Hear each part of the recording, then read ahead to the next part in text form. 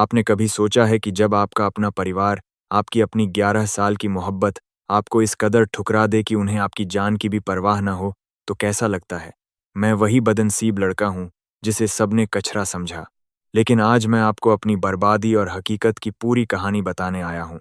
अपने सालों से बिछड़े सगे बेटे की कमी पूरी करने के लिए। मेरे अमीर गोद लेने वाले माता पिता ने सिर्फ मेरे एक रात घर न आने पर मुझसे हमेशा के लिए रिश्ता तोड़ दिया। यहाँ तक कि मेरी सीईओ मंगेतर बाई निंगबिंग, जिसे मैंने 11 साल तक पागलों की तरह चाहा, उसने मुझे तेज बुखार और तैरना न आने के बावजूद स्विमिंग पूल में धक्का दे दिया और पूरे 4 घंटे तक पानी में रहने दिया। लेकिन जब मैं सच में हमेशा के लिए यहाँ से चला जाऊंगा, तब ये सब के सब पूरी तरह पागल हो जाएंगे। इस वक्त सिर्फ इसलिए क्योंकि मैंने अपनी मास्टर्स की सीट छोड़ने से मना कर दिया था, उन्होंने मुझे सजा के तौर पर 2 घंटे बारिश में खड़ा रखा। मजबूर होकर मुझे विला की तरफ मुंह करके जोर से चिल्लाना पड़ा, मैं तैयार हूं, मैं अपनी सीट अपने छोटे भाई फांगजून को दे दूंगा। विला का बंद दरवाजा आखिरकार खुला और मेरी मंगेतर बाई निंगबिंग मुझे ऊपर से नीचे घूरते हुए ठंडी आवाज में बोली, पहले ही इतनी बात मान लेते तो कुछ होता ही नहीं। वो मुझे अंदर ले आई और एक गिलास गर्म पानी दिया। उसने प्यार भरे लेकिन हुक्म चलाने वाले अंदाज में कहा, मेरे होते हुए तुम्हें मास्टर्स की सीट मिले या न मिले, कोई फर्क नहीं पड़ता। लेकिन जून की बात अलग है। उसने पहाड़ों में इतने साल बर्बाद किए हैं, बेस कमजोर है, पढ़ाई में पीछे है, इस बार तुम उसकी मदद कर दो। बाई निंगबिंग की आवाज में एक ऐसा हुक्म था जिसे टाला नहीं जा सकता था। मैं अपने इतने करीब खड़ी अपनी मोहब्बत को देख रहा था। मेरे शरीर कांपने से रुक नहीं रहा था। मेरे दिल के अंदर की ठंडक बाहर बारिश में भीगने से भी ज्यादा चुभने वाली थी। यही वो औरत है जिसे मैंने 11 साल तक दिलो जान से चाहा। मुझे अपने बचपन का कुछ याद नहीं। 10 साल की उम्र में मुझे फांग परिवार ने गोद लिया था। उस वक्त उनका सगा बेटा फांग जुन खो चुका था। फांग माता पिता मेरे साथ बहुत सख्ती से पेश आते थे। वो हमेशा मेरी तुलना फांग जुन से करते थे। वो दिन मेरे लिए बहुत दर्दनाक थे। कभी न खत्म होने वाली क्लासेस और अनगिनत ताने गालियां मिलती थीं। और उन घुटन भरे दिनों में बाई निंगबिंग ही मेरी जिंदगी की इकलौती रोशनी थी। फांग और बाई परिवार की बहुत गहरी दोस्ती थी। सालों पहले शादी तय हो गई थी। बाद में असली फांग जुन खो गया, तो ये शादी का वादा मुझ जैसे गोद लिए हुए बच्चे के सिर आ गया। मुझे लगा कि मेरा प्यार देखकर उसका दिल पिघल गया है, लेकिन ठीक उसी वक्त फांग जुन वापस आ गया और सब कुछ बदल गया। हाथ में गर्म पानी के गिलास की गर्मी से मेरी उंगलियां सुन्न हो रही थीं। मैं पलटा और अपने शरीर से बारिश का पानी साफ करने के लिए बाथरूम में चला गया। बाई निंगबिंग वहीं खड़ी मुझे पीछे से देख रही थी। वो हमेशा ऐसा ही करती थी। जब मैं पूरी तरह हार मानने वाला होता, वो मुझे थोड़ी सी झूठी तसल्ली दे देती। लेकिन इस बार मुझ पर कोई असर नहीं हुआ। मैंने मुड़कर उसे बड़ी ठंडी नजरों से देखा। मुझे तैरना नहीं आता, डाइविंग की तो बात ही छोड़ दो। बाई निंगबिंग मालदीव किसके साथ जाना चाहती थी, इसका जवाब साफ था, लेकिन उसे जरा भी शर्मिंदगी नहीं थी। उसने पहले जैसे हाव भाव के साथ पूछा, तो तुम छुट्टियों में कहाँ जाना चाहते हो? मैं सब इंतजाम कर दूंगी। मैंने कोई जवाब नहीं दिया। बाई निंगबिंग मुझे खींचकर बिस्तर पर ले गई और बड़े प्यार से मेरे ऊपर कंबल ओढ़ा दिया। चुपचाप लेटे रहो, मैं दवा लेकर आती हूँ। वो जैसे ही पलटी, उसका फोन बज उठा और मुझे फोन पर फांगजुन की रोती हुई आवाज सुनाई दी। निंगबिंग दीदी, आप कहाँ हो? मेरे पेट में बहुत तेज दर्द हो रहा है। ऐसा लग रहा है मेरी जान निकल जाएगी। बाई निंगबिंग घबराते हुए बोली, मैं अभी आ रही हूँ, तुम बस इंतजार करो। फांगजुन की मदद की पुकार सुनकर बाई निंगबिंग के चेहरे पर ऐसी घबराहट आ गई जो मैंने कभी नहीं देखी थी। वो बिना एक पल सोचे दरवाजे की तरफ भागी और मुझे पूरी तरह भूल गई। तेज बुखार की वजह से मुझे चक्कर आ रहे थे। मेरे सीने में टीस उठ रही थी। शुक्र है कि मेरे असली माता पिता ने मुझे ढूंढ लिया था। मैंने कांपते हुए हाथों से वो विदेश का कॉल मिलाया। आप लोगों ने पहले मुझे अमेरिका आने के लिए जो कहा था, मैं तैयार हूँ। यहाँ का प्रोजेक्ट पूरा होते ही आधा महीने बाद मैं अमेरिका वापस आकर आप लोगों के साथ रहूंगा। फोन के दूसरी तरफ से खुशी से रोने की आवाज आई, बहुत बढ़िया मेरे प्यारे बेटे, हम तुम्हें तुम्हारी सारी खुशियां लौटा देंगे। इन 15 दिनों में तुम अपने गोद लेने वाले माता पिता के साथ अच्छे से रहो और उन्हें अलविदा कह देना। मैंने मन ही मन एक ठंडी हंसी हंसी। क्या सच में किसी को मेरे रहने या जाने से कोई फर्क पड़ता है? बिल्कुल नहीं। 15 दिन बाद मैंने अपना सारा सामान पैक किया। मेरा इरादा इस दिल दुखाने वाली जगह से चुपचाप निकल जाने का था, लेकिन मुझे फिर से बहुत तेज बुखार आ गया। मुझे सांस लेने में भी दिक्कत होने लगी। बेहोश होने से ठीक पहले सांस लेने में भारा स्की नेमोनी के क्या था। मैंने एक 120 एम्बुलेंस को कॉल किया। जब मैं अस्पताल के कमरे में अकेला ड्रिप चढ़वा रहा था, तो सुबह हो गई थी।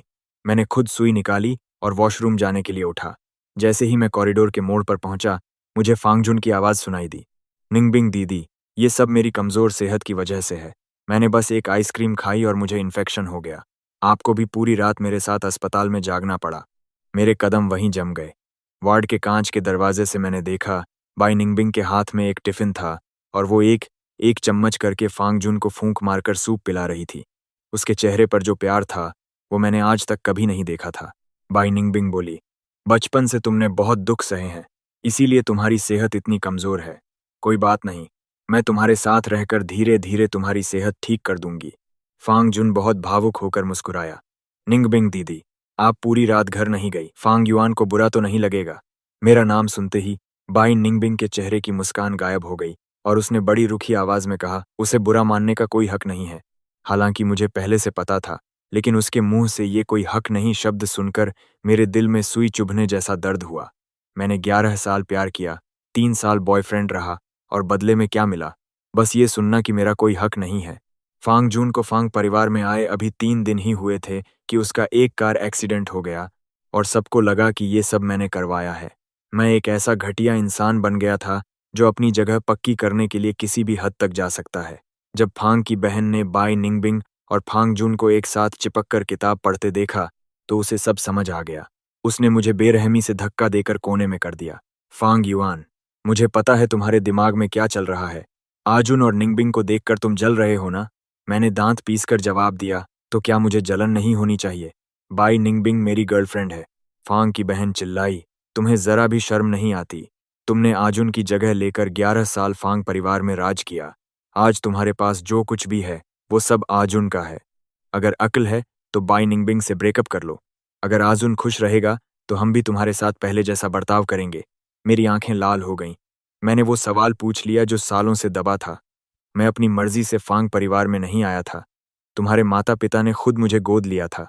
अब जब वो वापस आ गया है तो मैं सब कुछ लौटाने को तैयार हूँ। लेकिन तुम लोग मुझे जाने क्यों नहीं देते? फांग की बहन बोली, क्यों? तुम्हें क्या लगता है हमें तुमसे कोई लगाव है? अरे ये तो सिर्फ फांग परिवार की इज्जत के लिए है। ये बात मेरे लिए बिजली गिरने जैसी थी। मेरा शरीर डगमगाया और मैं गिर पड़ा। फांग परिवार को डर था कि लोग कहेंगे सगा बेटा, मिलते ही गोद लिए बेटे को निकाल दिया, इसीलिए उन्होंने मुझे फंसा कर रखा था। मैं 3 दिन तक अस्पताल में रहा, कोई देखने नहीं आया। जब मैं अपना बैग लेकर उस घर में वापस आया तो वो वीरान था। बाई निंगबिंग एक बार भी घर नहीं आई थी, वो फांग जुन के साथ थी। ये विला उसने मेरे 20वें जन्मदिन पर मुझे गिफ्ट किया था, लेकिन अब ये घर जैसा नहीं लगता था। मैंने दवा खाई और स्विमिंग पूल के किनारे रखी कुर्सी पर धूप सेंकने के लिए लेट गया।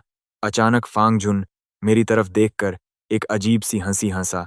फांग युआन भैया, आप उठ गए? आज मैं यहाँ खास तौर पर आपको थैंक यू बोलने आया हूँ। आप कितने अच्छे हैं जो आपने अपनी 3 साल की मेहनत से पाई हुई सीट मुझे दे दी। मैंने पूछा, तुम अंदर कैसे आए? फांग जुन अपना मुंह छिपाकर बड़े घमंड से हंसा। जाहिर सी बात है निंगबिंग, दीदी ने ही मुझे चाबी दी है। इन दिनों वो मेरे ही साथ रह रही हैं। उन्होंने मुझे अपने कुछ कपड़े लेने के लिए भेजा है। मैंने अपने गुस्से को दबाया और बाहर जाने को कह दिया, सामान लो और जल्दी निकलो यहाँ से। लेकिन फांग जुन जानबूझकर भड़काने लगा, मैंने सुना है आपको तैरना नहीं आता, तो फिर निंगबिंग दीदी ने ये पूल किसके लिए बनवाया होगा? मुझे बचपन से स्विमिंग का शौक है और मैं चैंपियन भी रह चुका हूँ। मैंने ठंडी आवाज में बोला, तुम्हें तैरना पसंद है तो तैरो। कम से कम शरीर फिट रहेगा तो तुम्हारे माँ बाप को थोड़ी कम टेंशन होगी। मेरी बात सुनकर वो भड़क गया। उसने मेरा हाथ कसकर पकड़ा और मुझे पूरी ताकत से स्विमिंग पूल की तरफ धक्का दे दिया। उसी पल बॉडीगार्ड्स आ गए और फांग जुन रोने का नाटक करने लगा। पापा, माँ, फांग युआन भैया मुझे पानी में धक्का दे रहे थे।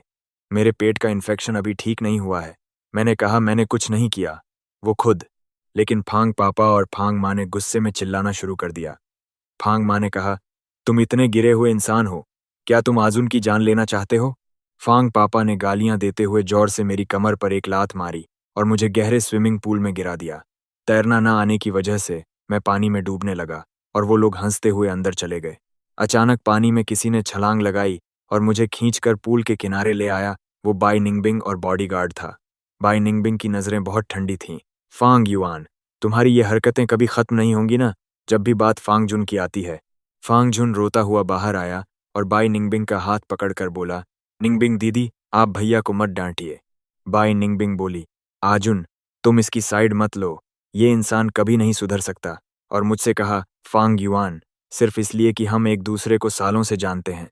मैंने आज तुम्हारी जान बचा ली। अगर अगली बार ऐसी हरकत की तो मैं तुम्हें बिल्कुल नहीं बख्शूंगी। मैं बेजान होकर जमीन पर पड़ा था। मेरे गीले कपड़े बर्फ की तरह जमा रहे थे, लेकिन दिल के अंदर की बर्फ इससे भी ज्यादा ठंडी थी। जैसे ही मैं लड़खड़ाता हुआ घर के अंदर पहुंचा, लिविंग रूम में उनकी हंसी मजाक की आवाजें बंद हो गईं। फांग जुन जोर जोर से चिल्लाने लगा, अरे, मेरी जेड की अंगूठी कहाँ गई? क्या वो अभी स्विमिंग पूल में गिर गई? फांग पापा ने मुझे रोक लिया। फांग युआन, वहीं रुक जाओ। क्या तुमने आज उनकी अंगूठी पूल में फेंकी है?